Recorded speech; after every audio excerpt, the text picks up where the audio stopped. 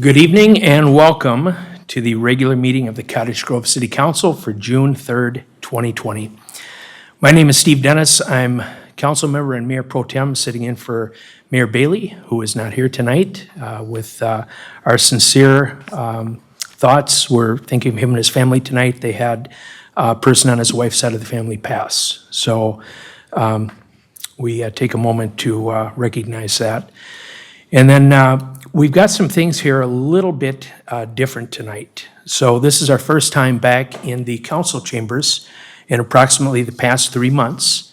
And so before we get into the items on our agenda, I would like to read a statement that was prepared for by staff. Public input options for the June 3rd, 2020 City Council regular meeting. Now that we're back holding city council meetings in person, things are obviously a little different with social distancing protocols in place. These are in place to help prevent the spread of COVID-19.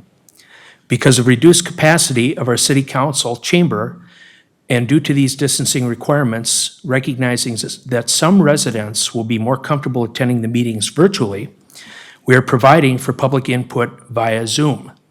You can go to our webpage at cottagegrovemin, that's mn.gov, click on the Public Meetings Quick Links box, and then the link to the June 3rd, 2020 meeting for the various options will appear. This will give you the chance to speak. There's a chat box on there or a message box that you can utilize during our open forum or for regular agenda items. So as we go through this meeting, because this is new, we're going to kind of slow the clock down a little bit and just take our steps cautiously to make sure that we're doing everything as we should by the book and do it in a way that's open and transparent and respectable here for our community. So with that said, the first item on our agenda tonight is a Pledge of Allegiance. I ask all to rise. I pledge allegiance to the flag of the United States of America and to the republic for which it stands, one nation, under God, indivisible, with liberty and justice for all. Next item, number 3, is roll call. And if Joe Fishbach would help us with that, please. Councilmember Mills. Here. Mayor Pro Tem Dennis. Here. Councilmember Thiede. Here. Councilmember Olson. Here. Mayor Bailey. Thank you, Joe. Next up is item number 4, which is open forum. And this is an opportunity for anyone who wishes to speak on a topic that's not already on tonight's agenda. This is an opportunity for you to do so. We did have a sign-up sheet here tonight. There were 2 individuals that signed up. I was told that one of the persons has left, but did have a chance to talk with staff. The other gentleman who is in the room is Richard Skluzlicek. Okay. Thank you, my friend. So if you wouldn't mind approaching the podium, and I will announce your address for you, 6344 Lamar Avenue South, and the topic that you would like to discuss is called weight restriction. This is the first time, I'm not sure if I'm coming through, but first time I've attended a meeting. I've been a resident here for 30 years now with my wife at 6344 Lamar.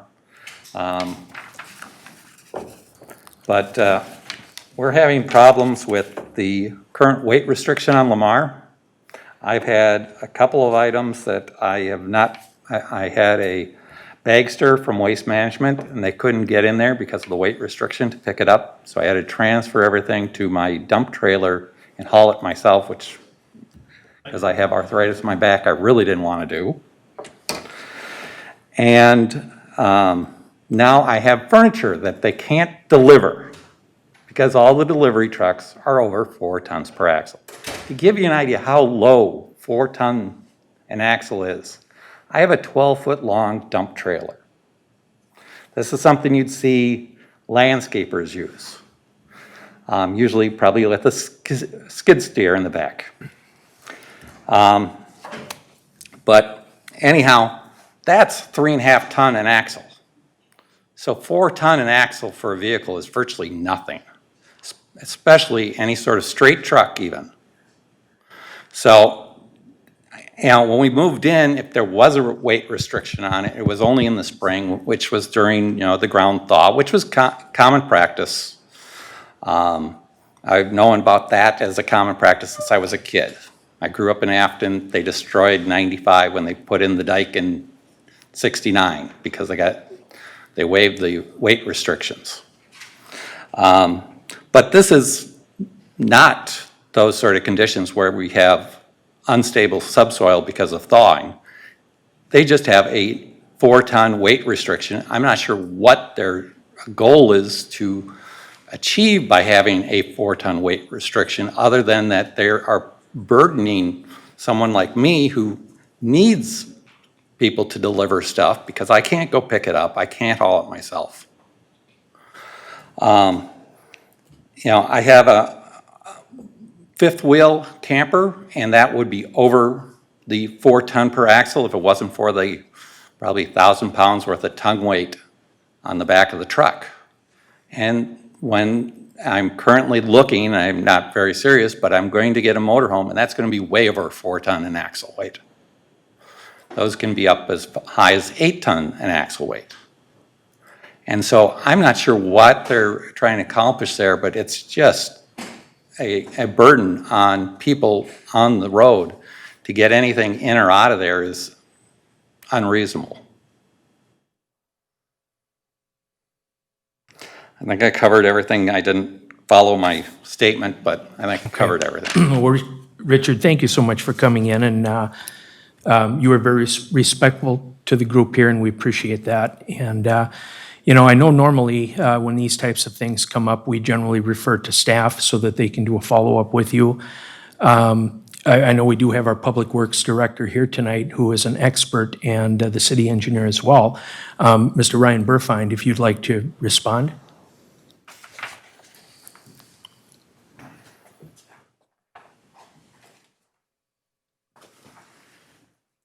Thank you, Mayor Pro Tem and council members. Two things just want to talk about real quickly. One, I know we do have certain roads out in the east part of Cottage Grove that are seal-coated roads built up over the years that we do have a year-round 4-ton axle weight restriction. Based on the address and the resident here, I did not believe that one should have a year-round axle restriction. So I guess I'd ask that I can go back and just verify. Load restrictions came off a few weeks ago. We do put out hundreds of signs for that, and there is a chance it may have been left. So I want to just verify that as well, because you had mentioned it used to be in the spring. Last year. It was, okay, yep. So we'd just like to verify that, and then also just look into the past to make sure there's nothing that precedes me that we changed it. The other thing is, if we have a year-round restriction like that, we do essentially give a variance to residents in the area. We're trying to prevent truck traffic or cut-through traffic that may damage the road excessively, since they can't handle that. And then if there's a delivery that's more concerned, we give free overweight permits if they have a concern that they may get in trouble for that. So we do have a process, and like I said, for local traffic, that's really not what we're looking for. We're just trying to prevent cut-through traffic of larger semis. So we can check on that first thing in the morning and get back in touch to come up with a solution. So. Okay, well, thank you, Ryan. I think that's very reasonable, and when we get that information, we can reach back to Richard so that he knows what's happening. And I believe that, as our engineer said, that this is done so that we alleviate extra wear and tear on the road. But we do want to work with the people who live in the community, obviously. So we can help you get that done. And was there a challenge with the delivery drivers that they saw that and they're like, we don't want to come down the road? Okay, so. Okay, so I'm sure what you could do, always reach out to staff, and we could get you a document that you could use to provide to them so that they're indemnified from that process, if that would be okay. Yep. All right, very good. Thanks. Well, thank you again. And then is there anyone else who is here tonight that would like to speak on something? And then I guess I'll ask, do we have anyone remotely trying to dial in that would like to? Anyone at all? Mr. Chairman. Mayor David Pro Newman, Tem David Dennis. Development. We do have somebody. Okay, and who do we have tonight? Mr. Chairman, David Newman with Eastbrooke Development. You have an item on the consent agenda, but I really don't want to, I'm not here to address that. As you're well aware, we sold our interest in Eastbrooke to an affiliate of Ganya Homes this afternoon. And I just want to take this opportunity to tell you what a great experience it's been to work with the city council and to work with the city staff. Paul and I have developed over 2,500 single-family lots in the Twin Cities. Prior to my becoming a developer, I was a city attorney. I also represented developers through the metro area. And I can't think of a staff that does a better job than yours. They've been great to work with. We hope we have another opportunity to work in the city again in the future. But I just thought you should know that we're really impressed and it was a great experience. Thanks. Okay, well, thank you so much for that feedback, and it's very much appreciated. I will accept that on behalf of our staff team, and we definitely look forward to working with you guys here coming up. So I guess that will conclude the open forum, so I'll go ahead and close that. The next item is number 5, which is adoption of the agenda. And before we get to that, there's one structural change that I'd like to report on for tonight, and that is the item that we had under number 13A, which is a workshop open to the public. It was the community center workshop. We are actually postponing that and moving that to the 17th of June so that Mayor Bailey can be back here with us as we go through and discuss that night. So with that said, I will be looking for a motion to adopt the agenda. Move the agenda.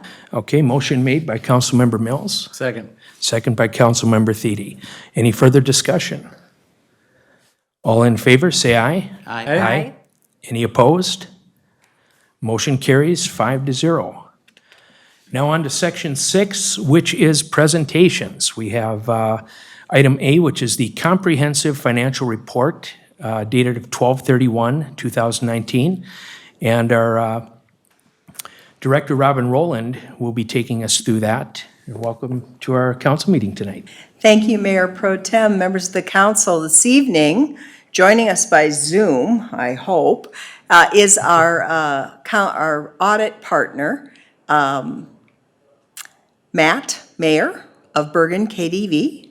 Matt will be presenting a PowerPoint, which is similar to the ones that he's presented for the last several years, with regard to the results of the comprehensive annual financial report for the year ended 12/31/19.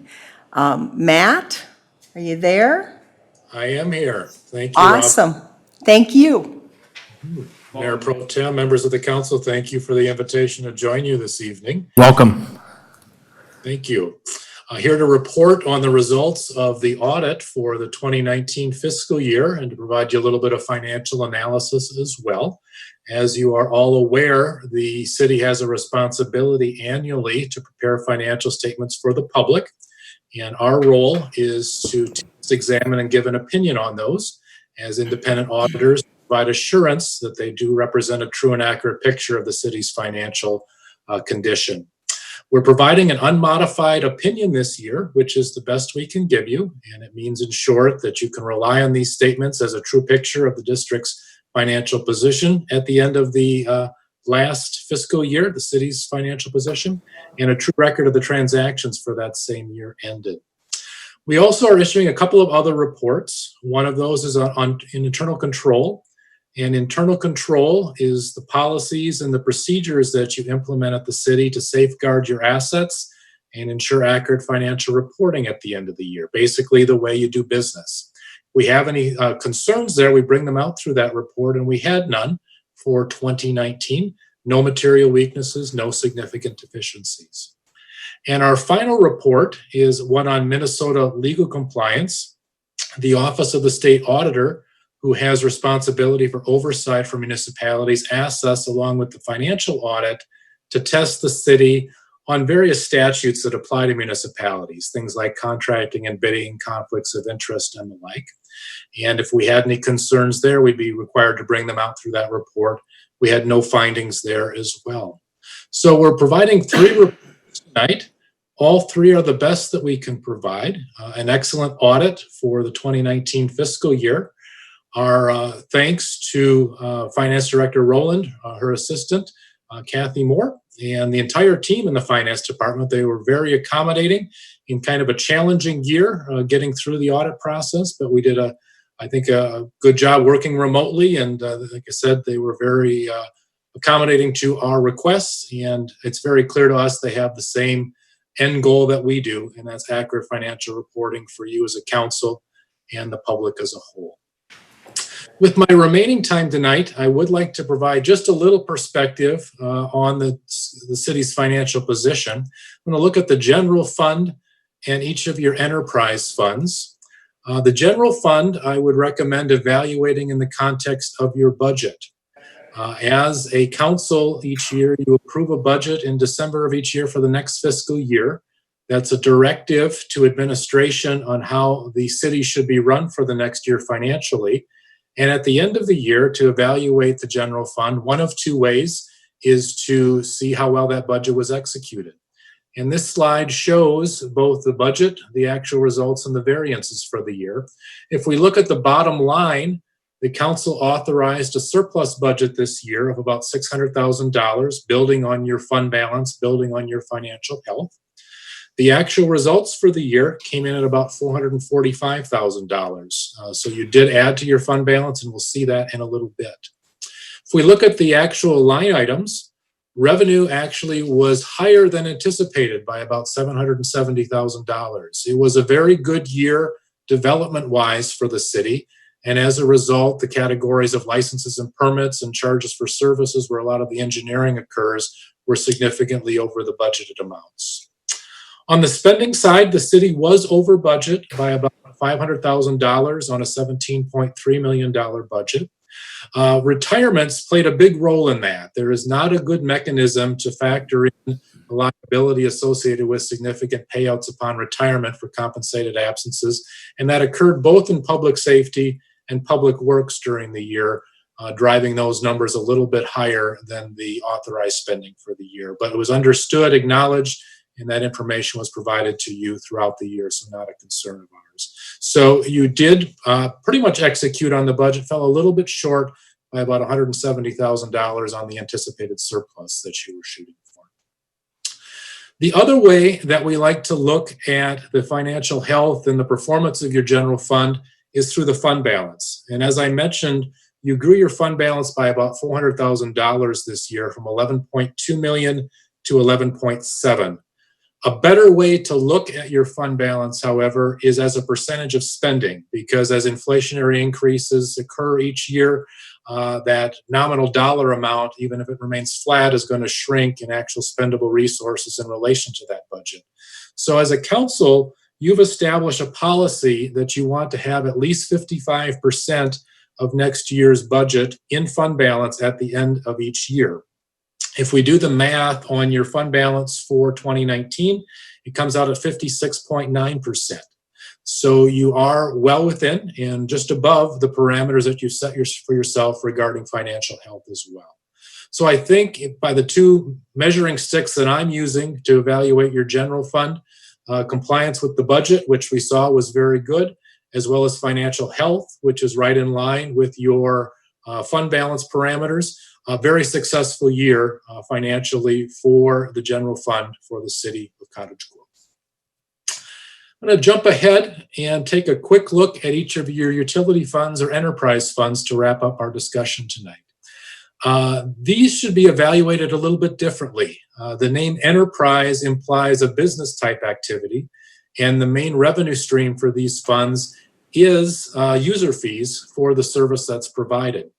And we can evaluate this fund on whether it's generating operating income or not. And we're showing revenue in green, expenses in blue, operating income with depreciation factored in orange, and operating income without depreciation in gray.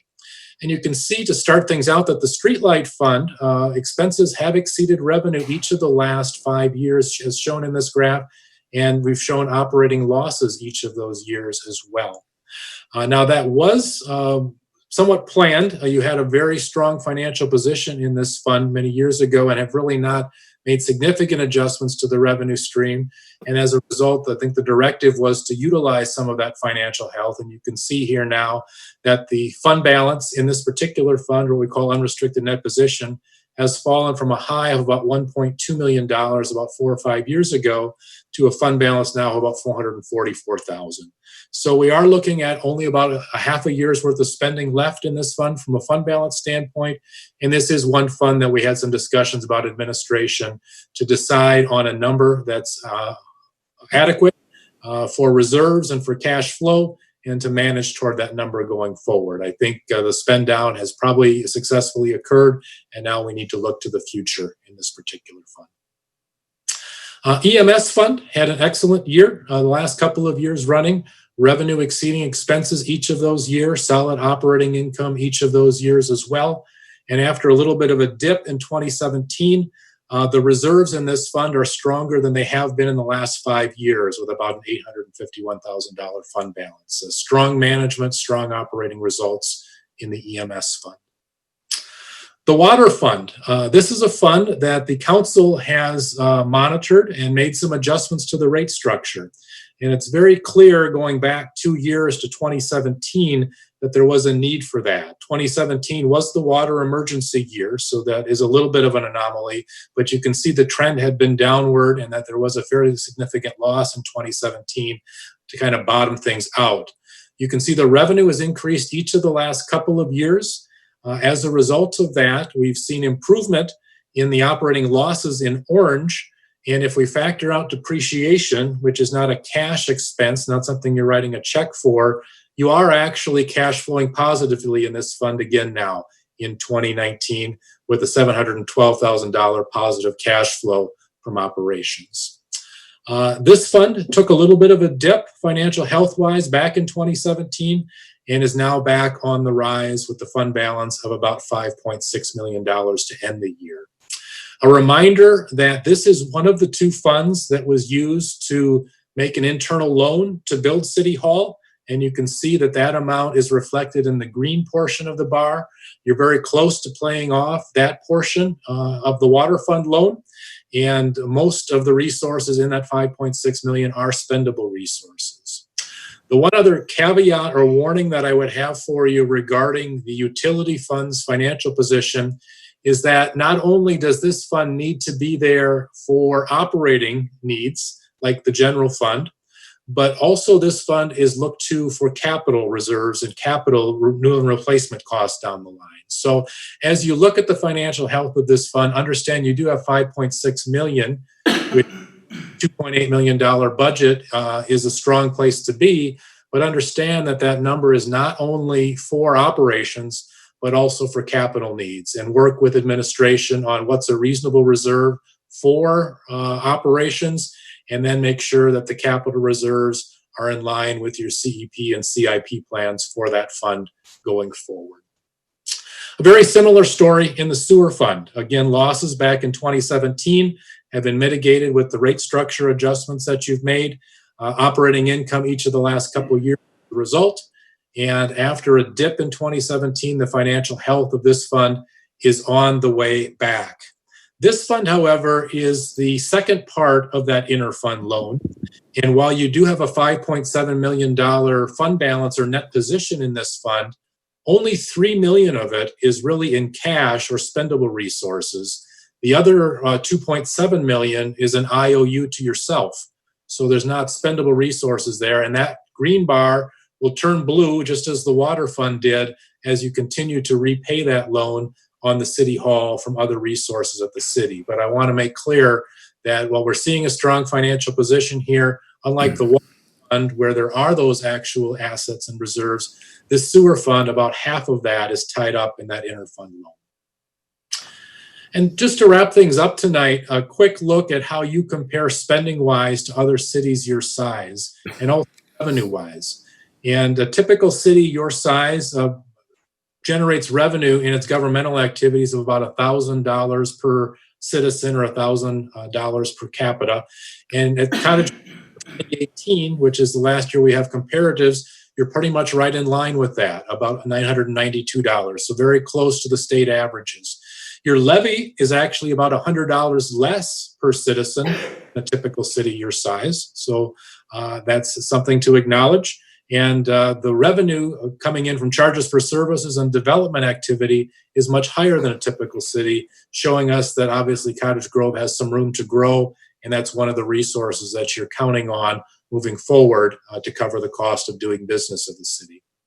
On the spending side, very much in line with your peer group, actually spending about $120 less on normal everyday operations, less in general government, less in the EDA, a little bit less in public safety. Public works, very comparable to your peer group. And actually, you've set culture and recreation as a priority at your city, and you're spending about $20 more per citizen than a city your size. Capital costs are a little bit higher as well, with development going on at the city, about $200 more per citizen than a typical city your size. But the debt service or the debt obligation is almost identical, in fact, about $10 lower per capita than a typical city your size. So you're making those capital purchases on a pay-as-you-go approach, and certainly not over-leveraged when it comes to debt. So I'll leave my comments at that for tonight. I wanted to give you a very high-level overview of the general fund operations, the performance of your enterprise funds, and then just to give you some context on how your city might compare to others from a revenue and spending standpoint. I'll pause and see if there's any questions before the council accepts the audit for 2019. All right, well, thank you, Mr. Mayor, for that very comprehensive report. Is there any statements, feedback, thoughts from the council on this? Councilmember Olson. Thank you, Mr. Mayor Pro Tem. And Matt, thank you for the very comprehensive review. The CAFR each year continues to be impressive for our city. The comment I want to make is simply to reiterate something that Matt said at the end of his presentation. And then, Matt, I'll certainly look for your comments to clarify if I've misrepresented you in any way. But if I heard you correctly, in essence, per capita, meaning per tax-paying resident here in the city of Cottage Grove, we charge less and we provide more, to the tune of about $120 in additional services to our residents versus the average city of our size. Is that correct? I'm actually saying that you're more efficient, that you're actually spending $120 less per capita. So, for example, here, $686 per capita is the spending level for cities between 20,000 and 100,000 for 2018. You're at $567. Now, you can argue that the priorities that you have and where the dollars are going are in line or actually a little bit higher in some areas. For example, general government, which is considered administration, is about $40 less per capita. So I think things like city hall cost, administration, finance, that you're spending a little bit less than your peers. Public safety, as I mentioned, is pretty much in line, a little bit less. But things like park and recreation, you're making more investments than a typical city your size. But certainly right in line. But I think, again, you can call it more efficient or more frugal than a typical city your size. Well, I think the word I'd like to use, if you'll agree with me, is we provide more value for the dollar in the city of Cottage Grove, which is something we've always prided ourselves on, and something for which I know many residents are very grateful. And as a council member, something I'm very grateful for with respect to the way that our finance department and all of the folks here at City Hall manage the dollars that they're given in the budget each year. I just wanted to kind of reiterate that for the public in very plain terms, that once again, the numbers don't lie. And if you live in the city of Cottage Grove, there's a tremendous value for the taxes that you pay that comes back to you as a resident in the services that you are provided. All right, thank you, Councilmember Olson. Anyone else have anything to provide? I will make a quick statement. One of the things that caught my eye on the very first page of your presentation was the statement of no findings, right down there at the bottom, Minnesota Legal Compliance Audit. So as a small business owner, I've had either the fortune or the misfortune of having both an IRS and a Minnesota Revenue Audit, also with no findings. So I know the value of that and what that means, and it's a very positive thing. So huge kudos to our finance director and the finance team for making that happen. So thank you, Robin. Thank you. Is there anything you would like to add to this? I am just very pleased the leadership that the city council continues to show and the support that they give to our city staff as well as my department. So I would ask this evening that you accept the finance report just by motion and a voice vote. And I appreciate Matt coming to the meeting this evening and look forward to seeing him again soon. All right, thank you. Council, would anyone like to make the motion to accept the financial report? I will make a motion to accept the financial report. All right, so we have a motion to approve by Councilmember Thiede, Second. second by Councilmember Mills. Any further discussion? All in favor, say aye. Aye. Any opposed? Motion carries 4-0. Perfect, thank you so much. Next is item B under presentations. It's the River Oaks Golf Course and Event Center update with the general manager, Dennis Neitz. So welcome to the meeting. Thank you.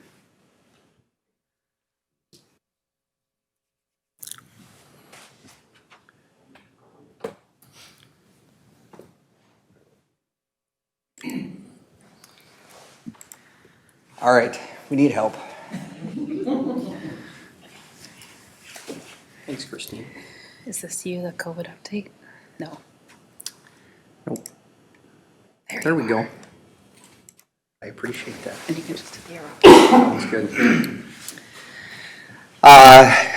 Mayor Pro Tem Dennis, I'd like to thank you for the opportunity. Administrator Levitt had asked me to come in and give you guys a brief update. So thank you, council members also. Keep this kind of short and simple and sweet. Open this up to any questions that you'd like, as it's been a whirlwind to 2020 with all the changes that have taken place here over the last couple of months. So just give everybody a brief update. River Oaks Golf Course and Event Center is a great facility that the city of Cottage Grove operates and runs. We're located just down Highway 61. We feature a 18-hole golf course along with an event center that we can have about 225 guests in, along with Eagles Bar and Grill. So it's a great complement to the city. We've done a lot of great things over the last few years to update the venue and make some changes. And I think you see that a little bit financially. Hopefully I can look to you, Robin, on that one. But as for the update, I think Administrator Levitt would like me to share kind of where things have gone since COVID-19 started. Starting in the winter, we had a really good start to the year. We had a lot of revenue coming in. The bar and grill was really good. Fish fry was great. And then all of a sudden, come March 16th or so, everything was cut off. And so it's been a very trying time. I'm sure many business owners can feel the pain and the changes that have taken place. But since we have closed, we were given the leadership from staff to be able to maintain the golf course, which is an important element, especially since it's living, breathing, and growing every day. So we were able to bring all staff members together, along with employees from Park and Rec to help out to maintain the golf course. That means taking a chef or taking a golf pro, putting them on a mower, maybe raking traps to make sure that the facility is up and running when we could. So I do appreciate that leadership from staff. Along that term is when we were closed, we were able to engage our audience of golfers, people that are in food and beverage, people that like to do events. So it was kind of fun that we had the ability to share different videos, create some different features that River Oaks can offer this year. And it's hard.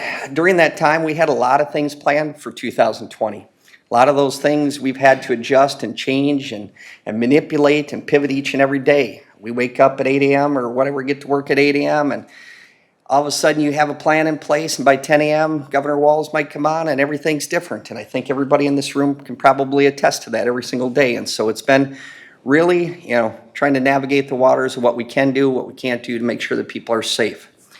Along with that time when we were closed, we were creating a plan to reopen. I think we did a very good job of being able to lay out to people what that will look like, at least in terms of opening, keeping people socially distanced, how that looks when we sanitize golf carts, to sanitizing door handles, to allowing the social space that is needed.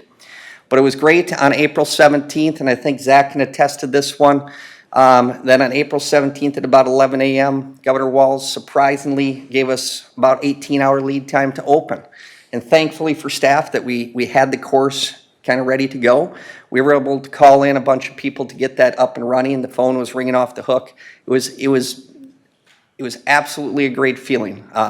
Since that day going forward, it has been a madhouse. I would say April and May have been one of the busier times that I've seen in the golf industries, and I would go back even to the mid to late 90s. I do not remember a time right now that golf has been flourishing as much, and so it's a fun thing to see, especially at a facility that you have that complements an event center, which you have not much revenue coming in. You have a restaurant that has not much revenue coming in.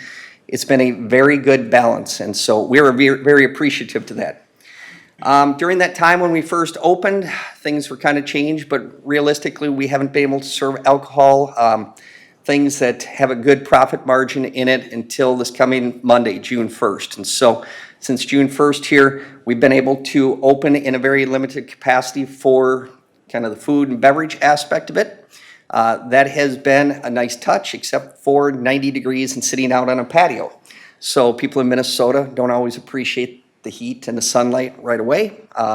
But days like today, when you leave and come down here and the driving range does not have a space open in it, there's people sitting outside and enjoying the sun on a nice day. It's been great to have that ability. So when I kind of speak to what we've gone through financially over the last few months, we probably lost upwards to $250,000 in business. That business is a combination of probably 2 weeks of golf that we weren't able to achieve. That would also include all the events. We have a lot of high school events, weddings in the spring, restaurant. And so we've really taken an approach of trying to limit and minimize the expenses that we have to come in so that we can look forward and come out ahead maybe at the end of this year by reducing our expenses. And I'll talk a little bit more about that in a little bit. So all in all, just a quick touch. Golf this year is surely carrying the way for River Oaks Golf Course. Some of the statistics I'd like to share with you in May here, and I didn't put the rounds on, but we did about 6,500 rounds in May. Last year, in 2019 in May, we did about 5,400 rounds. So we have never seen in the last 3 years 6,500 rounds in any one month, and that includes a June, a July, or an August, which are our prime golfing months. You can see by this slide our green fees, our cart fees, our range fees, memberships, they're all up. It has been a great experience this year to be able to look and kind of change how we do things, to push the envelope in areas that we might not.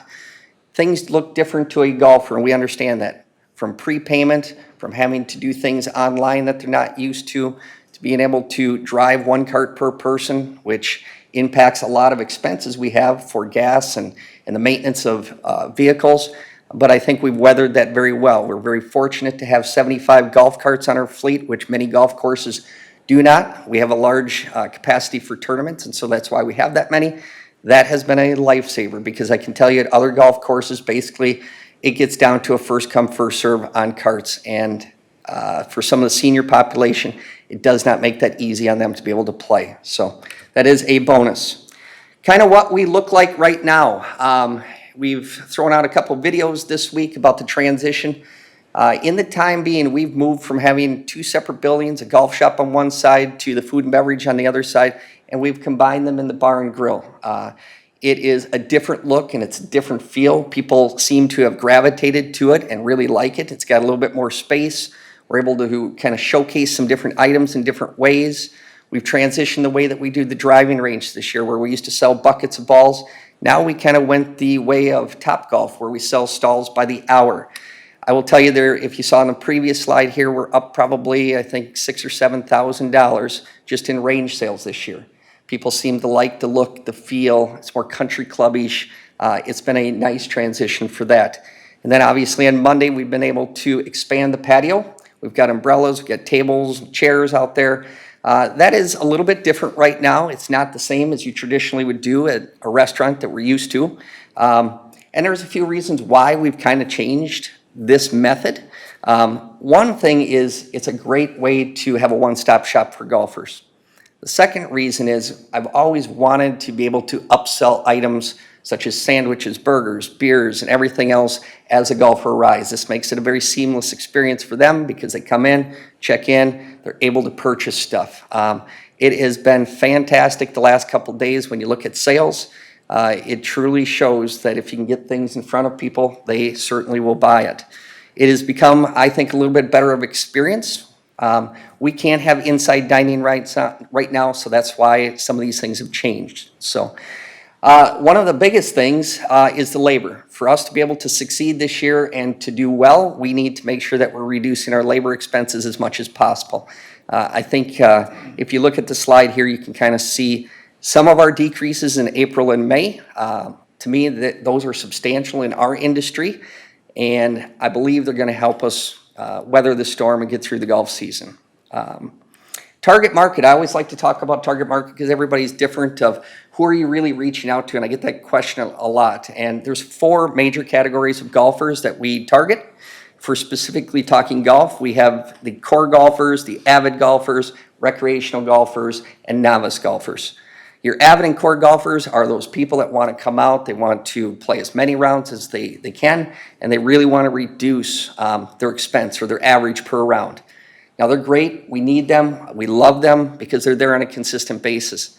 I will say that the people that we really target and marketed to are recreational golfers because they typically play anywhere from 8 to 12 times per year. But when they come out, they want to make sure that they enjoy themselves. So they'll buy a hot dog, they'll buy a burger, they'll buy some beverages, they'll enjoy it before the round and after the round. And then the fourth one is the novice golfers, which we really try to get into the game through lessons, through different leagues. We've got a beginner league. Tonight we have a Wednesday wine, women and 9, or actually 6 holes that play. Be honest with you, they could care less about golf. All they want to do is get out with their friends, socialize, and enjoy the time and energy with their friends. So those are some of the reasons why we've changed some of the things. As we talk about the clubhouse, clubhouse is a much different animal right now because there are so many restrictions that we have to follow to keep people safe and things like that. Right now, we can't have groups of more than 10. What makes me a little bit nervous is how fast the dial will move to open up those capacities this year. Even if we do open, I could see it at a limited capacity, say 25%, 50%. You know, we won't know until the governor comes out and really explains what we can do. One of the things that they have changed recently is for ceremonies. We can do larger ceremonies outside. And I'll talk about that in a little bit. We have different places around the golf course that we're trying to market to social distance weddings, just so that they can get their ceremony in and maybe have a reception at a different time. As for the grill, like I said, we can have 50 people out there right now. We can have tables of 4 that sit together. We have them socially distanced apart. If they have a family, they can certainly have 6 people at the table itself. It's much different experience. You know, I kind of call it the disposable dining because everything is truly disposable. It's not the same when you're trying to make a customer experience, but it is what it is at this time. Regular restaurant hours, we haven't approached that yet just because we don't have the capacity. Hopefully, as time progresses, we will address that and move in that direction to see what we can cost effectively do this year. We have a limited menu. When I say limited menu right now, up until Friday, it's been beef and cheddar sandwiches, hot dogs, brats, chicken tenders, things like that. We are expanding to chicken sandwiches, hamburgers, a little bit broader come this Friday, so people can come out.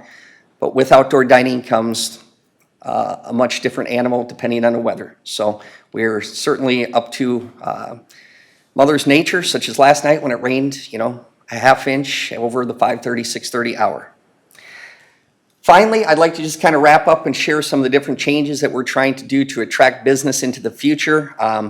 Because we can't do large events right now, we're looking outside onto the grounds to create some different areas to market to different types of people. We had a wedding structure gazebo out there that we started wanting to sand and restain and everything, and once we dug into it, realized it was completely rotted out. And so we basically tore that down and started recreating an area for weddings. will look a little bit different. It's kind of stadium looking. So we've kind of addressed that situation so that we can get it done. So when the fall weddings come around, we have a very nice feature out there. We can still do social distance weddings. We just do them in other parts of the golf course. With that, we're trying to make a little bit bigger area that we might be able to have a tent out there for some larger size groups, and also adding 2 more bocce ball courts on. So that whole area will become more of a recreational place. I see it as one of the areas that we can actually grow the business on, so it's not just golf, but it is a lot of work, and it's a lot of changes all at one time. So as we're navigating the COVID-19, as we're navigating all the other issues that kind of go on, we're trying to also look ahead and grow for the future. And lastly, I just want to say thank you to our city staff. Quite honestly, having worked for the city, having gone into private, it is invaluable the amount of people, support staff that you have around you that make your job so much easier, from finance department to the park and recs to HR. It is amazing. So open it up for any questions after that, if anybody has anything. All right. Well, Dennis, thank you so much for that. Really an awesome report covering the A to Z of everything we've got going on.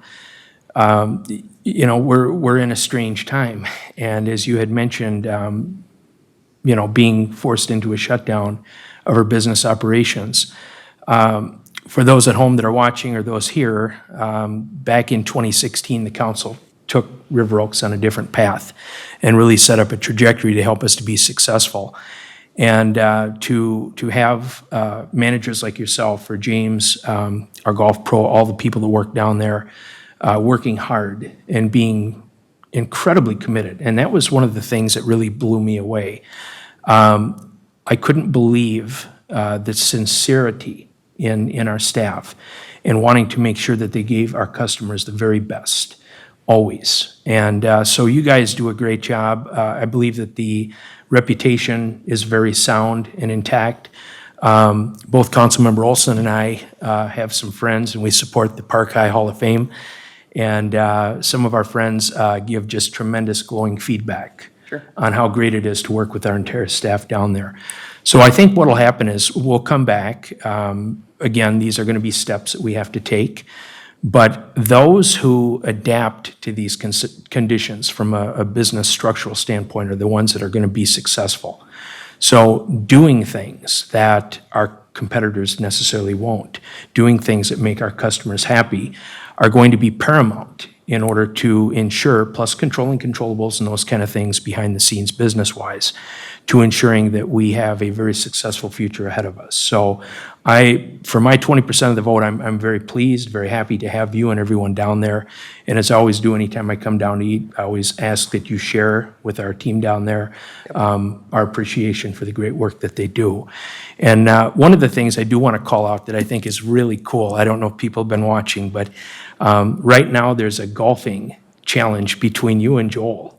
And I don't know, what are we in week 4, hole number 4 right now? Yep, we played hole 4 this morning. We had, it was a kind of cool feature. We had Brad Frost, the University of Minnesota ladies hockey coach, join us today. But I can't give you the results till Sunday. All right, well, just, so he was 1 hole behind, right? You were. 1 stroke behind. 1 stroke behind, and so hopefully you'll, as the manager and leader of the place, we'll see you get back up at least even on par, right? So, yes, yep. I think I'm 1 over. I think Joel's even, so. Okay, very good. Well, he does have a little advantage because he takes care of the grounds. And he plays a lot more And golf he plays a than I lot do. more golf. So with that said, for my part, fantastic, and please keep up the good work. Any of my colleagues have anything? Councilmember Thiede. Yeah, I'd just like to commend you guys too. You always, as Steve was saying, just extreme positive attitudes and always looking for ways to make the experience better. And especially even in these hard times, you've got a lot of people and it's tough for people, but you really can pick out the winners versus the losers. They're the ones that take a hold of the situation and think positively. Okay, what can I do? Okay, instead of thinking, oh, they're not letting me do this or they're not letting me do that. So I commend you guys for having that type of attitude and moving forward and getting things and that people can do and you know, maximizing the situation. Thank you. All right, thank you, Councilmember Thiede. Anything else? Councilmember Mills. Thank you, Mayor Pro Tem. So, very exciting and great to hear. I think some people might want to know how they sign up for golf.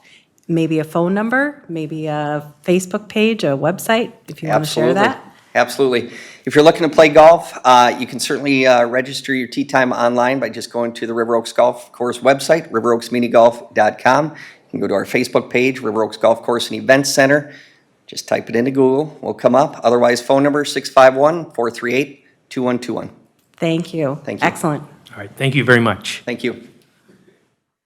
All right, next up for us will be item C under presentations, which will come to us from Public Safety Director Pete Kerner. This is the Public Safety Situational Update. And Pete is approaching the podium. Hi, Pete. Good evening. Long time no see. Been a while, hasn't it? Yeah.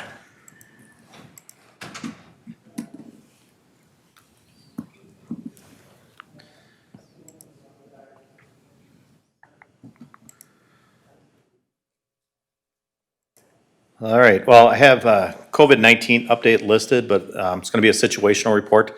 We'll also kind of talk about public safety and the city's response in the last week with everything that's been going on. So I'll skip through the initial three. You would think for about a week that COVID-19 didn't even exist. You didn't hear much about it.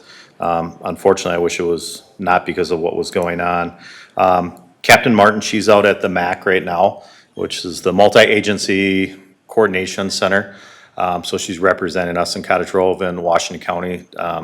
So we can make sure if there's resources needed in our county that we get them as well. So she's, it's great having her there, and that's her forte. She likes the emergency management, as you guys know. So not a lot of changes. The new positive cases went from 664 to 733. Gwen did make me promise that I would keep these in here, and that went, got mixed up. She, every week, you know, she reminds us, she reminds me of some old school teachers that I had, but these messages are still very true. Practice good hygiene, practice social distancing, wear a cloth face mask covering in public settings, stay informed. Really with COVID-19 in this last week, it wasn't public safety that had a lot to do with it, but really our community development, economic development. So with all these businesses that are out there with their patio seating, so hats off to them. As Dennis had mentioned, I had a chance, I stopped down at River Oaks on the patio the other night, and it was hot, but delicious. So, but we don't have a lot of other things to update on this other than our lobbies did open on Monday. You can see a lot of the changes that have happened. I think people have kind of been not trained, but our public safety lobby is still very slow. I mean, we made a lot of changes and we didn't know when we opened back up if people would all of a sudden want to come in, but now they're doing police report requests online. So a lot of those things, which it's a good thing. I think it makes us more efficient and it's easier for the citizens we serve too. So, but what I really wanted to hit tonight was just everything in the last week or so, whether responses, and hats off to all of our city staff because last week when everything started happening, we made the decision to call in all of our officers. A lot of them had, this is the time of year where they start doing vacations and things. So everyone was called in. We went to full staffing. The fire department also, the first night when some of the protests started, we called in an additional staff up there. We didn't know what was gonna happen. So we wanted to make sure that our EMS service in Cottage Grove, that we had adequate staffing. Really the areas that we really beefed it up was our business patrols. And I think you can see that a lot of our larger areas, we were positioning 2 squads at every mall area. Some of our smaller areas, we're doing a lot of patrols.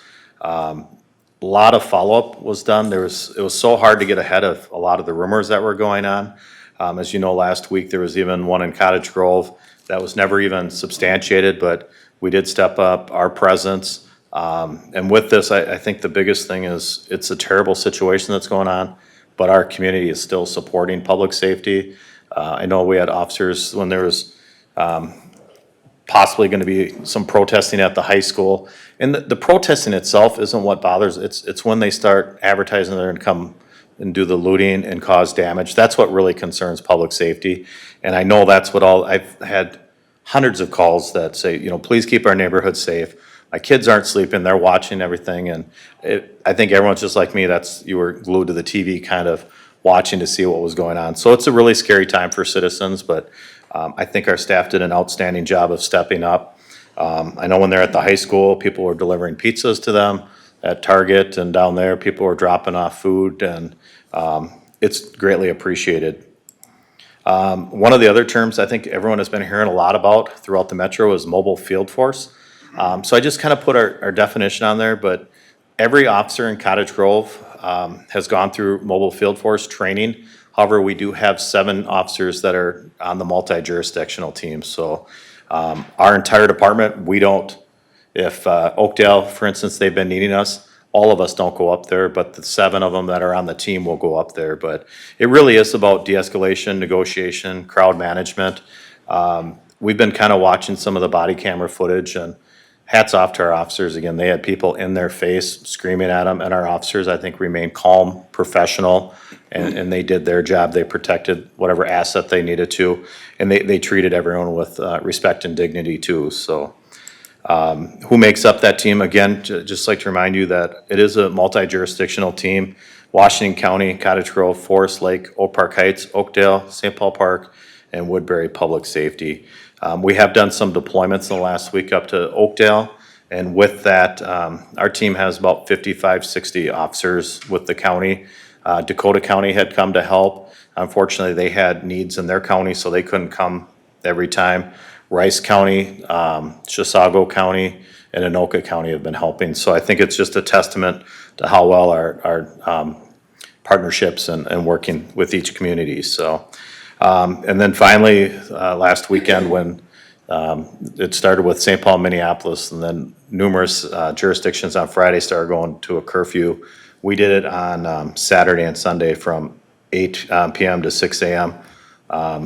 Our town was quiet. There was absolutely nothing. I know Mayor Pro Tem, Steve Dennis, he was able to come out with me for a little while, and we drove and checked out all the businesses, and a lot of them had security and some employees just kind of checking out, and all we got was thanks. But we really appreciated everyone that followed the direction, and it made our job that much easier. So with that said, if you have any questions, otherwise we'll let you move along. So. All right. Well, Pete, thank you so much for that. And again, I appreciated those 3 hours you and I spent together going around We might town. even have done a couple traffic stops. So. We may have, but what I'll say is that your exemplary interpersonal skills with the public shone through quite nicely. So there were no issues at all. So it was all good.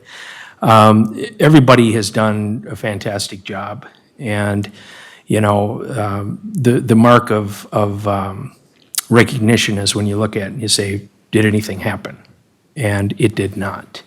So we had a great effort by our team. I know there were some members of our department that were on vacation that came back to town. One, I think, as far away as Canada on He had vacation. to paddle back 17 miles to get to his car. Yeah, think about that. That's pretty amazing. And so there's a level of dedication and call to service there that is truly phenomenal and helps to make our community be a great place to live.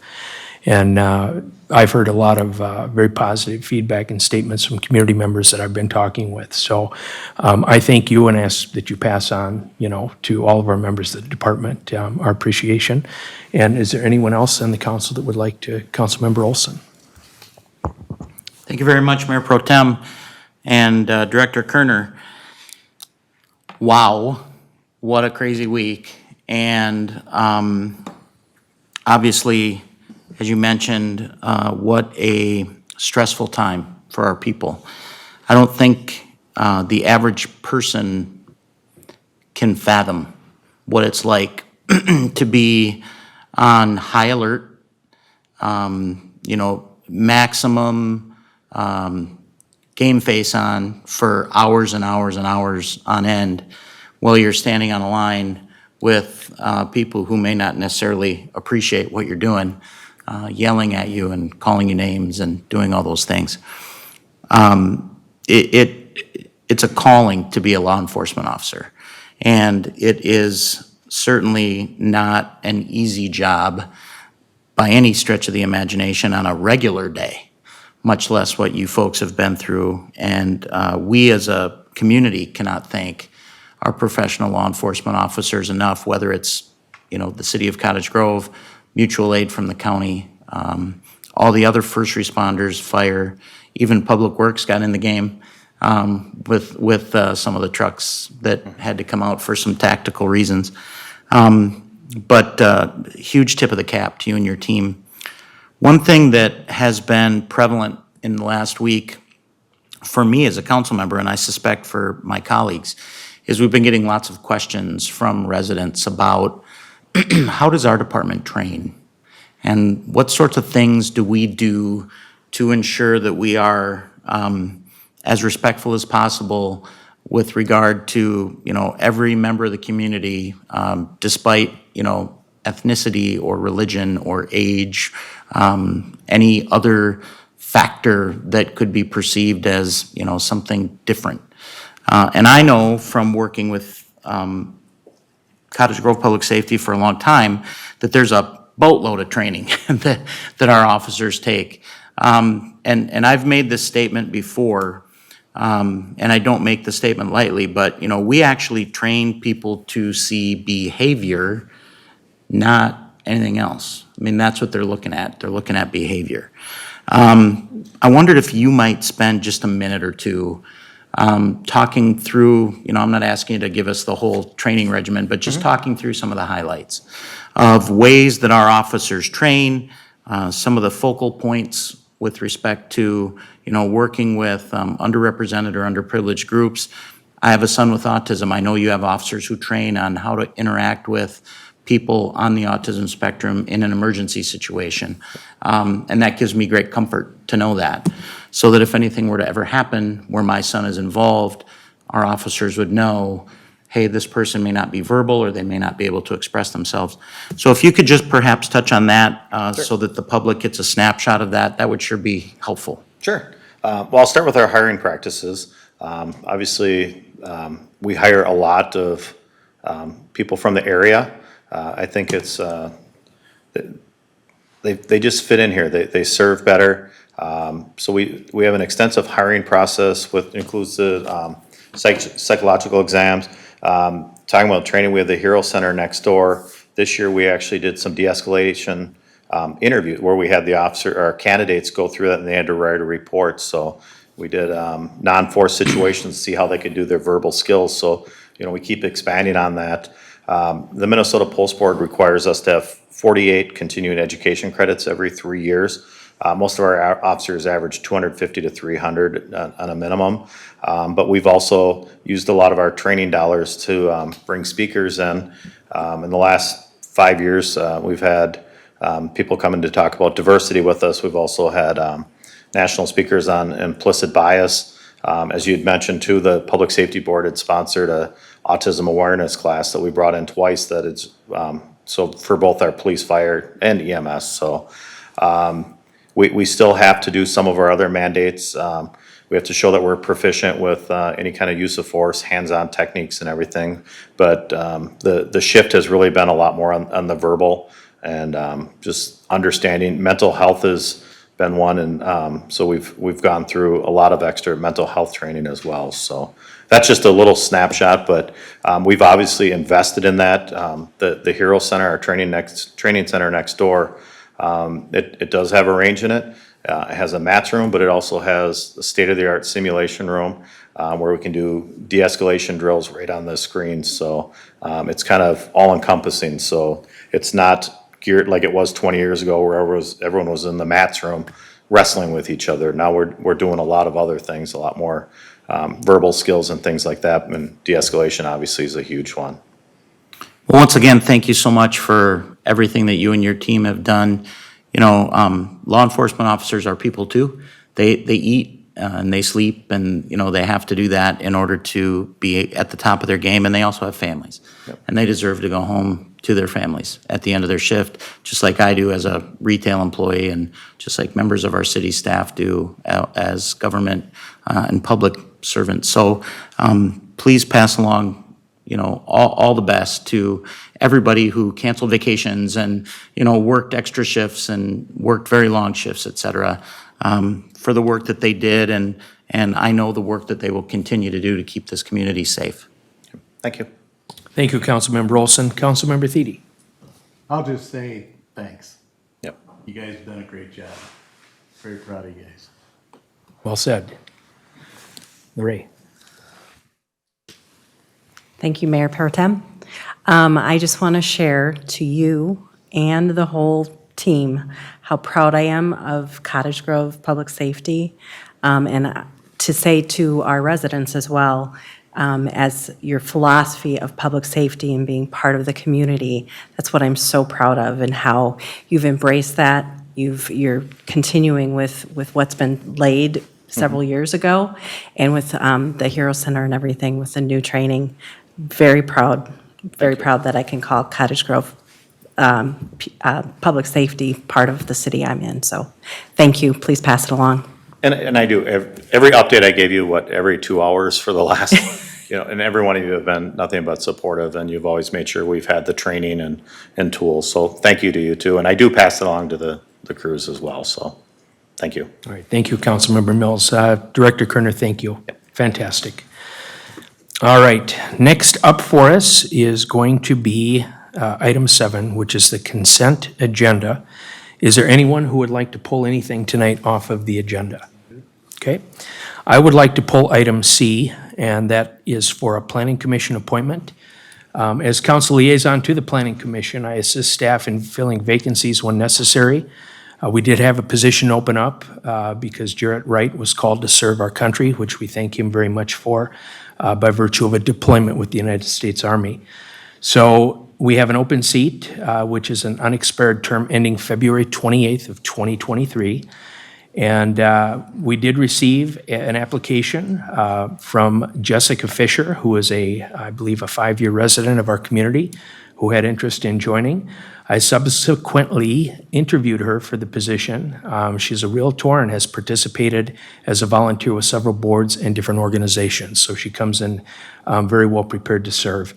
I'm confident that she will demonstrate herself as an asset to our community, and I would seek support from the rest of the council so that we might fill that position and have our planning commission back to 100%. So with that said, if there is nothing else that anyone wants to pull, I would be looking for a motion to approve the consent agenda. Move consent. Motion made by Councilmember Thiede, Second. second by Councilmember Olson. Any further discussion? Seeing none, all in favor of approval, please say aye. Aye. Any opposed, say nay. Motion carries 4-0. And then I will announce that if anyone is here in the room tonight for anything that was on the consent agenda, all of those items have passed, and we will be moving forward to the next item on our list here, which is item number 8, which is approving disbursements for the period of 5/15/2020, I should say, through 5/28 of 2020. I will look for a motion to approve. Motion to pay the bills? Motion made by Councilmember Mills, Second. second by Councilmember Olson. Any further discussion? Seeing none, all in favor say aye. Aye. Any opposed? Motion carries 4-0. Number 9 is public hearings. We do not have any tonight. Number 10 is bid awards. We do not have any. On to number 11, which is our regular agenda. The first item that we have for conversation is the Small Business Emergency Assistance Grant. And Director Christine Costello is going to take us through that. Welcome. Good evening, Mayor Pro Tem and Council. Nice to see you in person. So to begin, the Small Business Emergency Assistance Program, we began this as part of the COVID-19 pandemic and Governor Walz's stay-at-home order.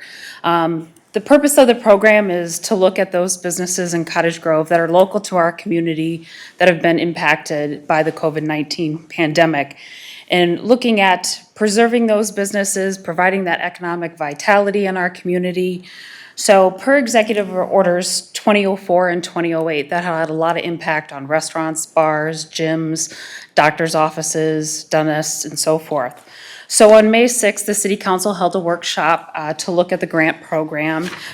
City Council recommended approval. We took that to the EDA on May 7th. They also moved forward with approval of the grant program. It allocated $300,000 from the EDA trust. Just to put on record, that is not city tax dollars. That's money that we get from an outside entity. And we were looking to provide grants of up to $10,000. We developed some eligibility guidelines. We wanted to look at businesses that were per those executive orders 04 and 8, located in Cottage Grove. At the time, had been in business for operations at least 2 years, had 3 to 25 full-time employees, and made $1 million or less in annual gross income. In that first round of applications, we received 10.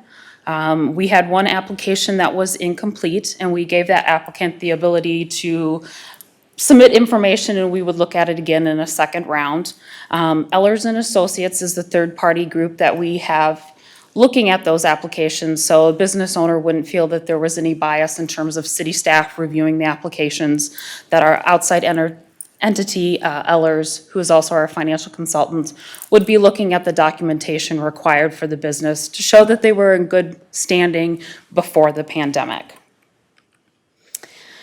So we advertised, so what I did is when we had the program, I took a list of businesses. It's from called Reference USA. It's used by many communities to develop their business retention and expansion list. With that, I was able to mail out invitations to the program for people to apply to roughly 95 businesses. We posted on social media. We asked other entities in the community, such as the Chamber of Commerce, to share with their members that this program was available.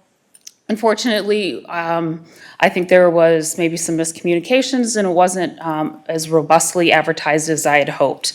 So we did open a second grant round that ended May 29th, and we saw 5 applications with that round. That will come before you at the June 17th City Council meeting. So I reached out to a number of businesses to kind of inquire why they hadn't applied, and what I kind of heard was years in business, that 2 years in business, some had only been in business 1 year. Also heard the number of employees. Well, I have more than 25 employees. And then I also heard from some of our restaurants, well, we make more than that $1 million annual gross income. But they're still suffering from the COVID-19. As Dennis said, even at River Oaks, the golf course, they're limited right now to outdoor seating of 50. It's reservation only. So there's a lot of restrictions. In conversations on conference calls with Commissioner Grove, they've yet to state when that dial is going to turn again. So those restaurants and bars are still kind of in a standstill. So we're looking at potentially changing those guidelines to allow more to apply. We brought this before the EDA on Tuesday. In looking at the changes, we're still looking at Executive Orders 04 and 8, having to be located in Cottage Grove, changing the number of full-time employees from 3 to 70 instead of capping it at 25, and that 3.5 million instead of 1 million or less in annual gross income, 1 year in operation. So some of our newer businesses like Muddy Cow would be able to apply now. And then we're encouraged but not required that they've applied for federal and state funding. And what I've noticed in talking with those first 10 applicants, many of them have applied for PPP and EIDL, but they're still waiting to get money. So with that, with the first round, the following business, All About Nails, Bellissimo Salon and Spa, Dance by Chris, Healing Place of Cottage Grove, Historic John P. Ferber Farm, Las Margaritas, Bethnasium of Cottage Grove, New Century Salon, and Turbo Nails. With the guidelines change, would like to be considered for the $10,000 grant. The EDA did approve that on a vote of 7-0. As I stated before, we have that one application, Rustic Floral Boutique. I did reach out to them. There's some documentation that they're missing. Again, we want to verify that they were in good standing before the pandemic. So with that, what a grant applicant will do is we have a grant agreement stating that they have to use the funds by the end of August 31st, and then they need to come back to the EDA and provide a brief report of how they're using those funds. We want to see what eligible expenses in terms of working capital, paying for rent or mortgage or utilities, other critical expenses that they faced during the COVID-19 pandemic. And with that, there are 2 recommendations before you, and I can take any questions. All right, thank you, Director Costello. And again, I keep saying it, but I think you and your team did a fantastic job on putting this thing together for us. What the intent has been from the beginning is to help to provide a bridge to get people from the current time where businesses have been either partially or fully impacted by the shutdown to a point where we can get over the bridge and be able to stabilize these companies. Many of these represent small locally owned businesses that really make up the bulk of Main Street USA.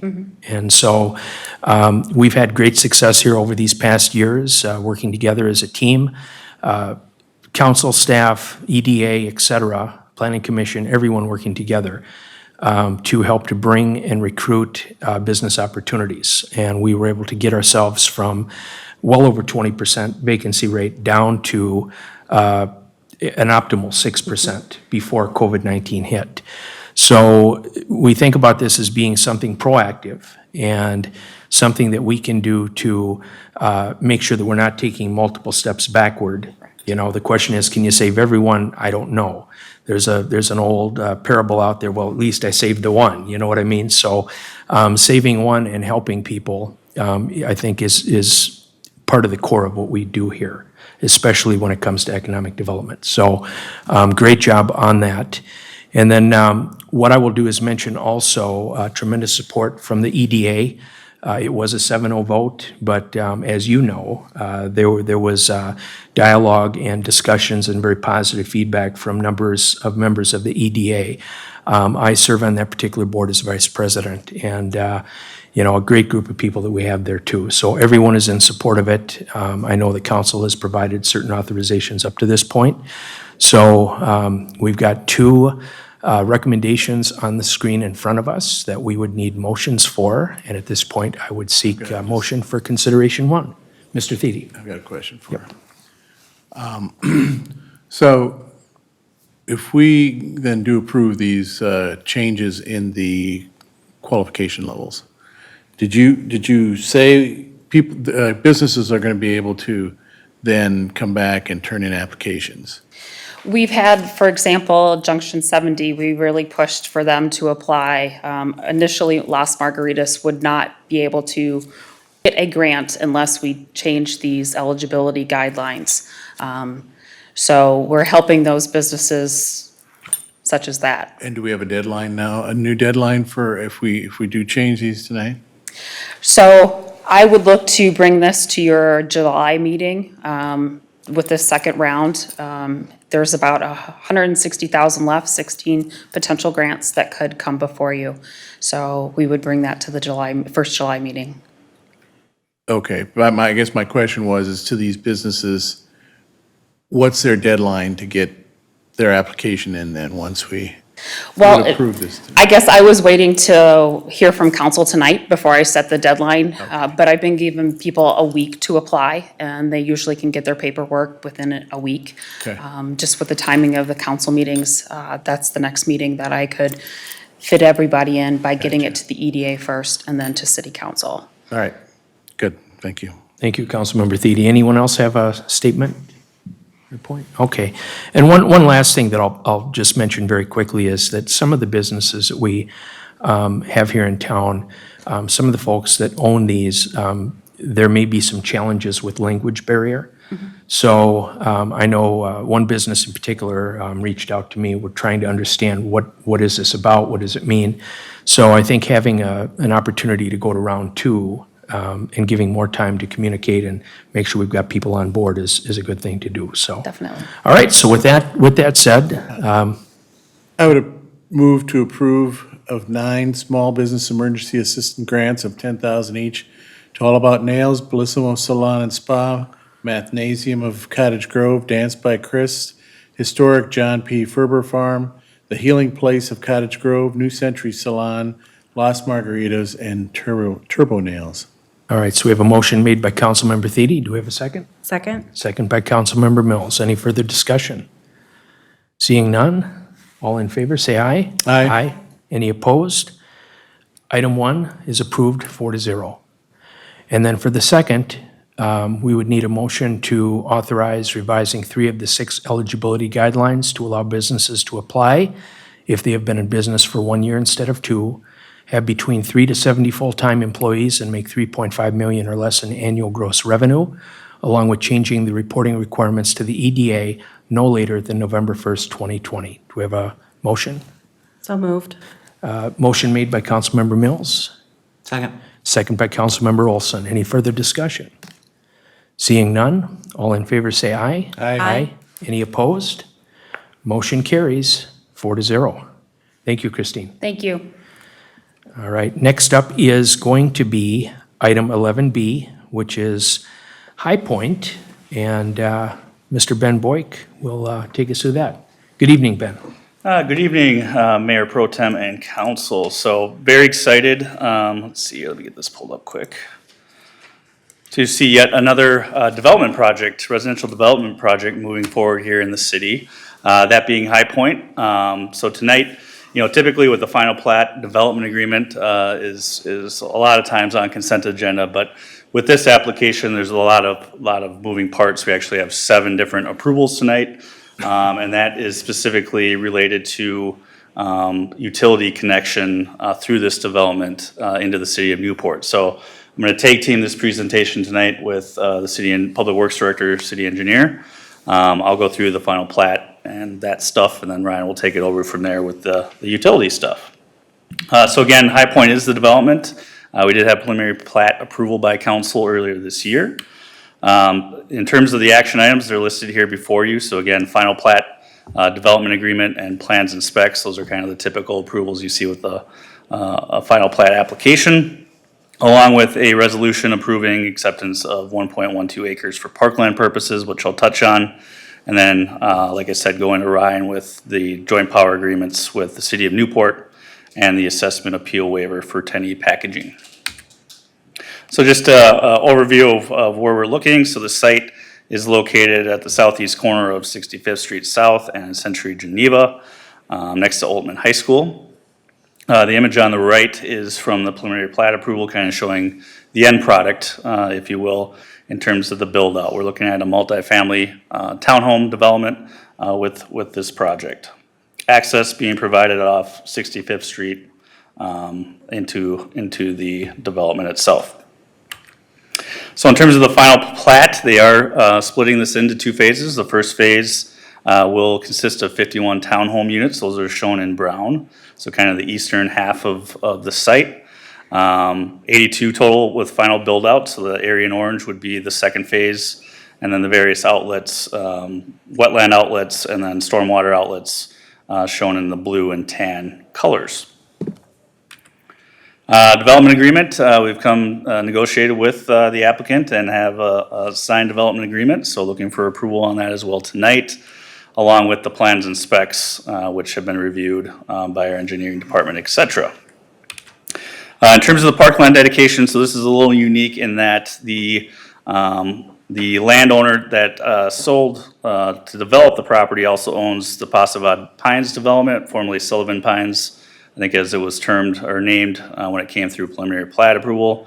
So they are deeding 1.12 acres, which is shown in orange here, to cover parkland dedication for the High Pointe development. So since High Pointe is occurring first, the request was to memorialize that deeding of that property through a resolution, which is why it's on council agenda tonight. So, if things were to fall through with the specific developer on Passavad Pines, that would be memorialized.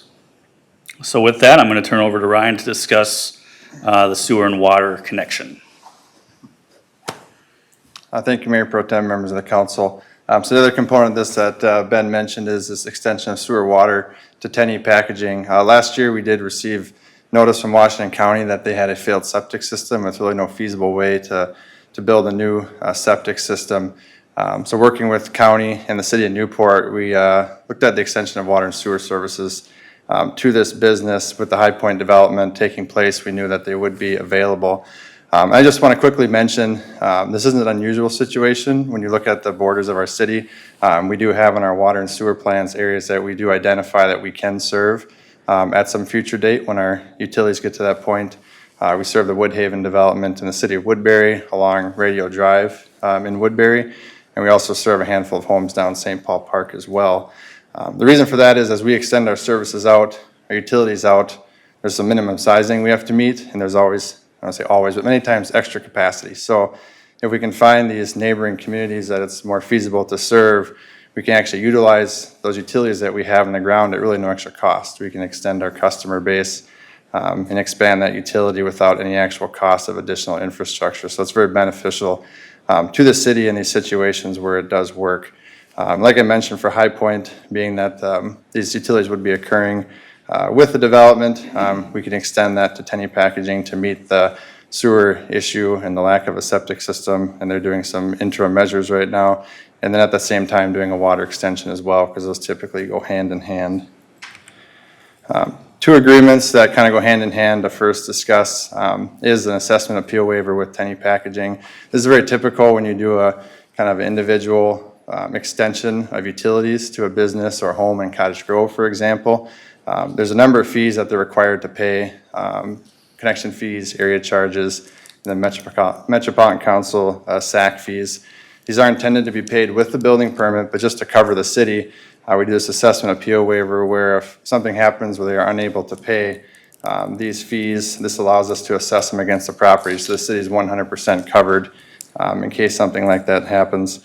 The joint power agreement with the city of Newport, that is due to the fact that the business is in Newport, so we need them to facilitate that assessment and get those funds back to us if we had to use this mechanism. We're not planning for that, but this just covers the city in the event that that may take place. Second joint powers agreement with the city of Newport, that's looking at the maintenance of this extension. That's highlighted in green and blue, the water and sewer services or utilities that would go underneath Geneva Avenue. We took a look at where they would have ended with the development, and after that point, per this agreement, they will be owned and maintained by the city of Newport. So that's really their cost. If there's issues with that line or needs to be maintenance on that line. And after that point, there would be some services that would go into the actual business, and that would be owned by the business. The other part of this JPA is how they are billed for use of our system. So they will be a customer of Cottage Grove, where they will receive a direct billing. In this single case, it's much more efficient. Instead of Newport collecting the fees and then getting to us, they'll just be one of our customers that receive a monthly bill. So I think overall, it's a good solution to this problem. Like I said, part of our planning that we knew we could serve this, and the timing really worked out with the development. That's all I have for those items. I think we'd stand for questions. All right, well, thank you very much. Do we have any questions from the council? No? Okay, well, we've been working on this project for a while. It's nice to see us take the next step. I'm told that we get off a little bit easy on this one tonight. So there's 7 different recommendations, but it can be made in one single motion if there are no changes. So the way I'm going to pose it, unless we need to do it a different way, is to say that we would seek a motion to approve based upon the recommendations of 1 through 7 in the staff report for High Pointe. So if there's anyone who would like to make that recommendation? So moved. Okay, motion made by Councilmember Thady. Second. I'll second that. Okay, motion second is Councilmember Olson. Any further discussion? All right, seeing none, all in favor, say aye. Aye. Any opposed? Motion carries 4-0. All right, now we're going to move on to item number 12, which is council comments and requests. And I'd like to do this a little bit different tonight. And actually, I'd like to start us out with this. As people have heard us mention tonight, it's great to be together back in this room. It's been a while, about 3 months. And, the reason for the absence is that we've had to live through some major challenges. Really, this being an incredible year of challenge for almost everybody that you encounter. Therefore, as I identify a couple of these, I have substantial empathy that I want to share on behalf of them. The first one is the COVID-19 pandemic. Empathy for all who have suffered, including those individuals who have been lost, for the grief, the worry, the stress that this has brought into the system of all of our lives. It's been an unbelievable thing to go through. The second item is the economic stress that we are facing, both as a country, a state, and a local community. We have record levels of unemployment. We have record levels of business closures that have never been seen before. The number of people that have lost investments, the number of people who don't have a reliable revenue source right now, it's just incredibly tragic. Additionally, this has impacted not just business, but a lot of people, a lot of young people. When you think about those who are graduating, whether it be from college or high school, and we have a couple of our members here that have children that are graduating, they will not be able to partake of the traditional recognitions and celebrations that all of us in this room have. And that's a shame. And then if all this stuff wasn't bad enough, last week, there was the unconscionable loss of Mr. George Floyd in Minneapolis. And that's something that has resulted in a tremendous amount of pain for all of the communities. We've had a lot of criminality, a lot of looting. We've had a lot of parts of our cities burned in just a horrible way.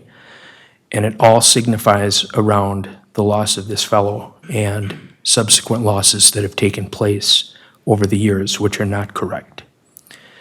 So all these things have got me to thinking. And when I found out yesterday that I was going to be, late afternoon, that I was going to be covering this meeting, I was sitting outside on my deck before the rains hit, and I was thinking, what can I say?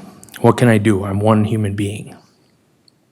So what I decided to do was to utilize the blessing of my connection to serve as a city council member here on behalf of our people. And one of the neat things we have in our city is we have 3 very large Facebook chat pages. So, which encompass, I think, somewhere between 28 to 30% of the entire community. Now, the pages are private, and I put that out there.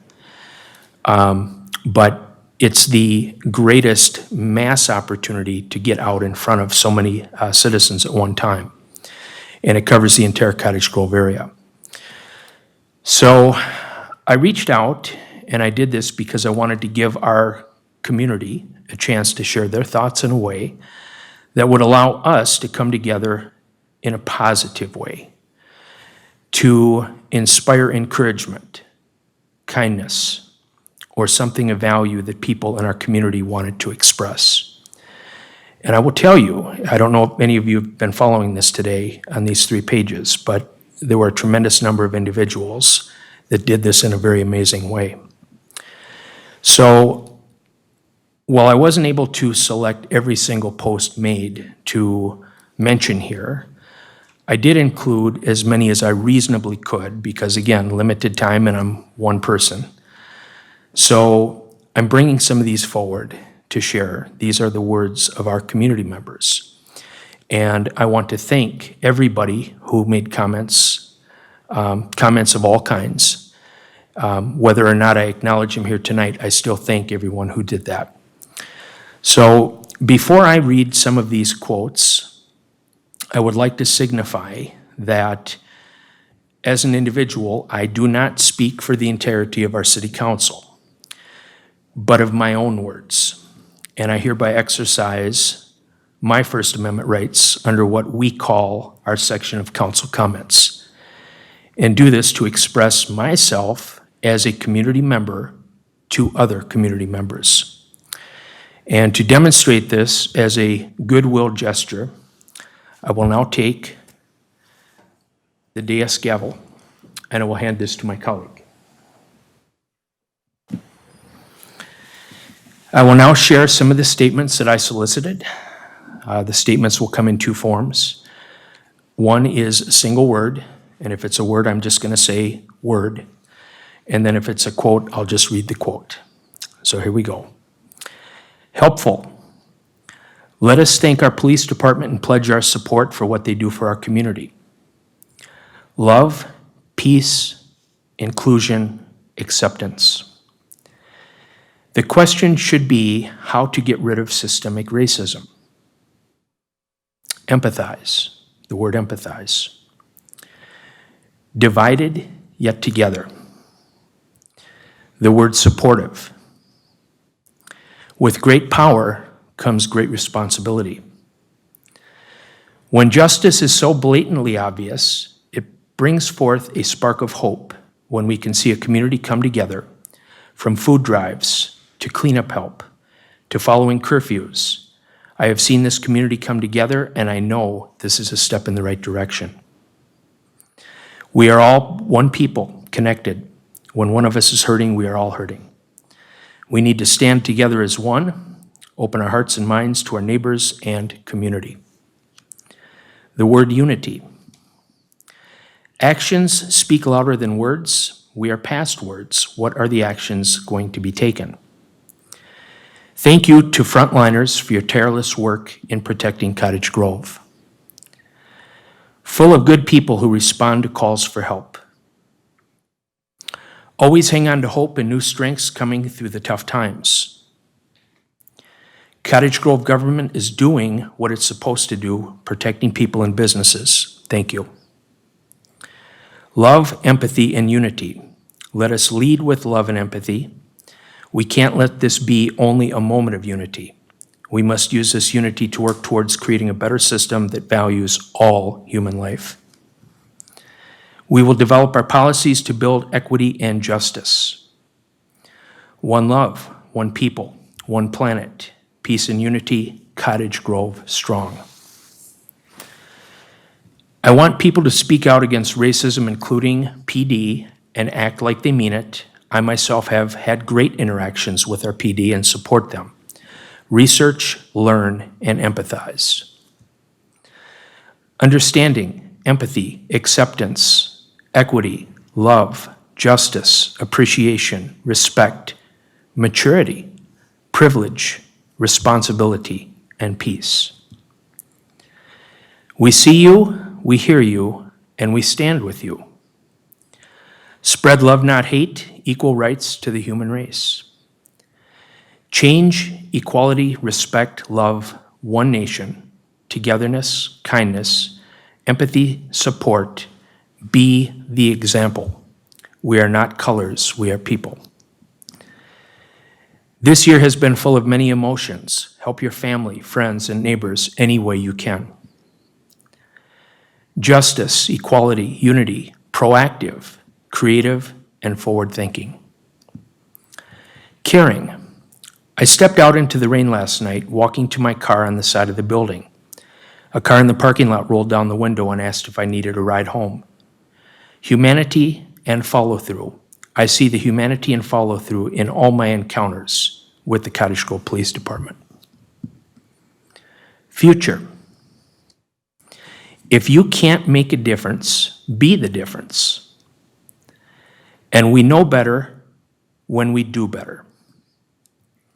A community has a responsibility to care for its members, but also to educate and encourage discussion and action on all things, the bad and the good. All lives don't matter until Black lives matter. Together we stand strong as one great city. Cottage Grove is more than just a city, it's one blended family.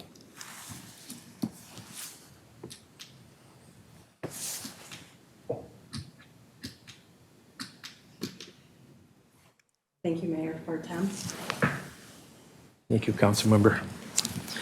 I too, before I read some quotes, would like to signify that I don't speak for the City Council or for the City of Cottage Grove, but my own words, and hereby exercise my First Amendment rights under what we call council comments to express myself as a community member to other community members.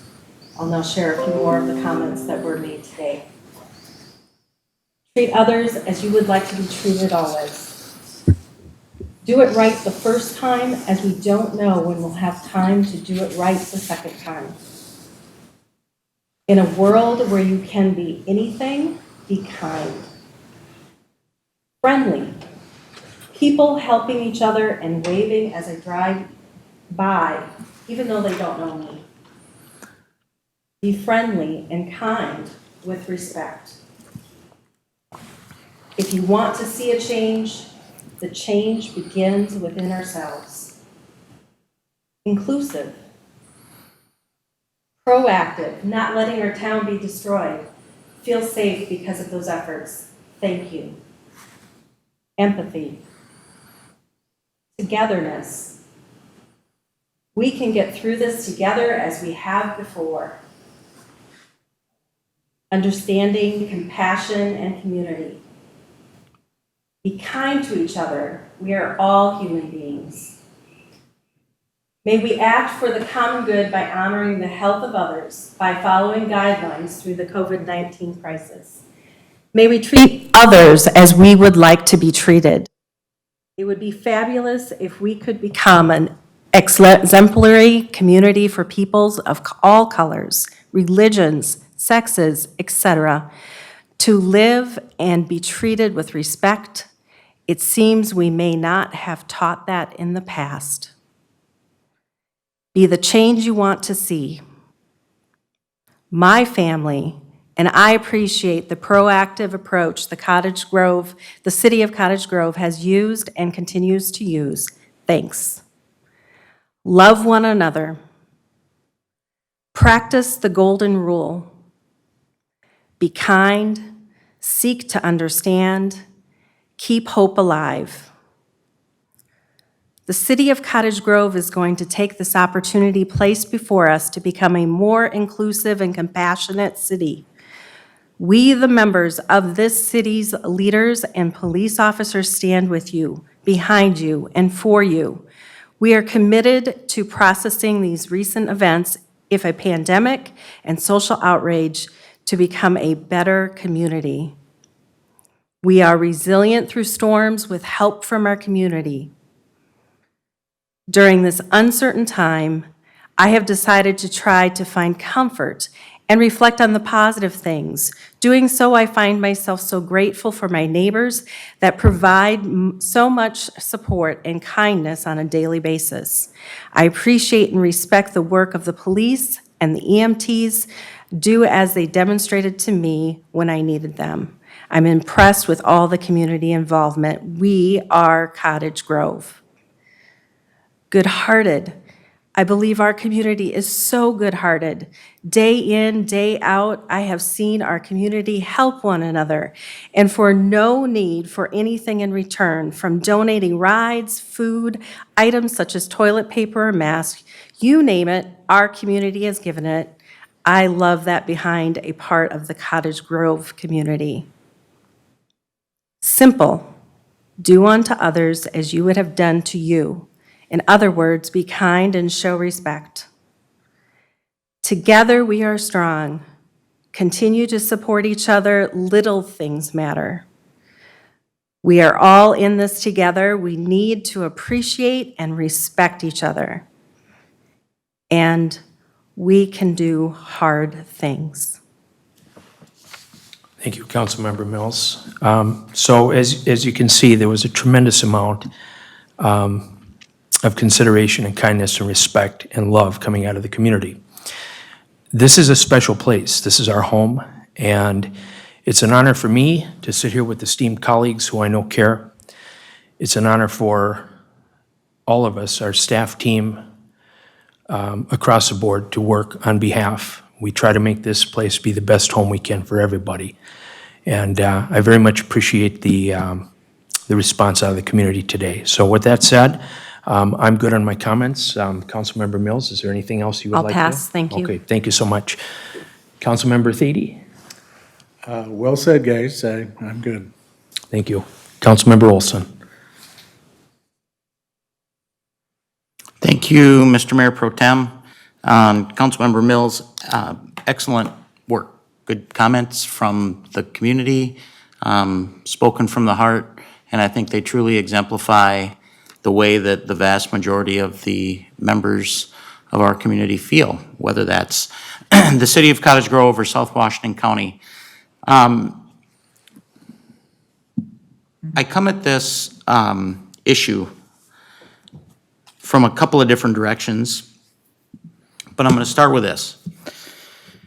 One of the best things about my neighborhood, where I've lived now for almost 18 years, we built our house in this neighborhood, is if you go around my block, so basically when you turn into where I live, we've got adult people who own homes and have children from Uganda, Kenya, Nigeria, Poland, Canada, we'll throw that in there too, because there's a couple of Canadian folks.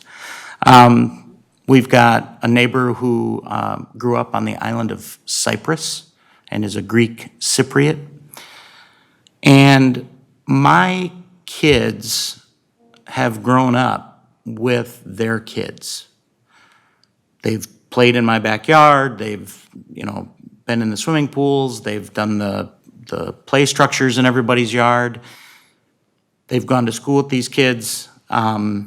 It's been awesome. And one of the things that I appreciate about our community is we have, every year we have a cookout. So we wait till after Night to Unite is done, and we do it the next month, and we roast a pig, and everybody gets together up in a cul-de-sac and brings their chairs and whatever, and we ask everybody to bring a native dish, something from their heritage. My wife happens to be of German heritage, so she typically will make German food, but any kind of food she makes is good. You can look at me and see that. But what's really fun is getting a chance to sit down and break bread with all of these members of my neighborhood, my small little space in Cottage Grove where I live, who come from all over the world and get along.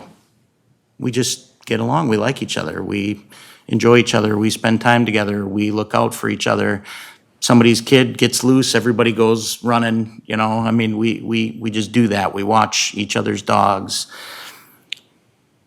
So when I think about our community, that's what I think about.